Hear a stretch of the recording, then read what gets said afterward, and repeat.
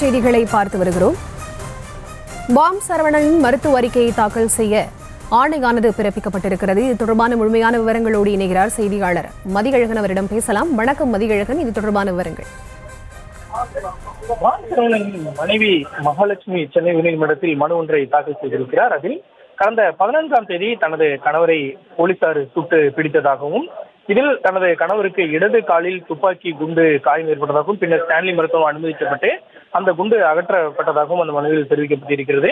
குண்டு அகற்றப்பட்ட பின்னரும் இரத்த கசிவு உள்ளதால் அவரினுடைய கால்களை நகற்ற முடியாத நிலை இருப்பதாகவும், இதனை சரி செய்வதற்காக தனியார் மருத்துவமனையில் பாம் சரவணனுக்கு சிகிச்சை அளிக்க அனுமதி கோரி கடந்த 18ஆம் தேதி சிறை நிர்வாகத்திடம் அளித்த மனு பரிசீலிக்கப்படவில்லை என மனுவில் கூறியிருக்கிறார். எனவே தனியார் மருத்துவமனையில் சிகிச்சை அளிக்க அனுமதி கோரி அளிக்கப்பட்ட விண்ணப்பத்தை பரிசீலிக்க உத்தரவிட வேண்டும் என மனுவில் கோரிக்கையை வைத்துள்ளார். இந்த மனு நீதிபதிகள் S. M. Subramaniam, M. Jothiraman அமர்வில் விசாரணைக்கு வந்தது.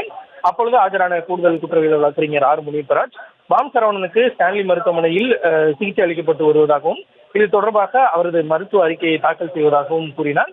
இதனையடுத்து பாம் சரவணனின் மருத்துவ அறிக்கையை தாக்கல் செய்ய உத்தரவிட்ட நீதிபதிகள் விசாரணையை வரும் 27ஆம் தேதிக்கு ஒத்திவைத்தனர். விவரங்களுக்கு நன்றி மதியழகன்.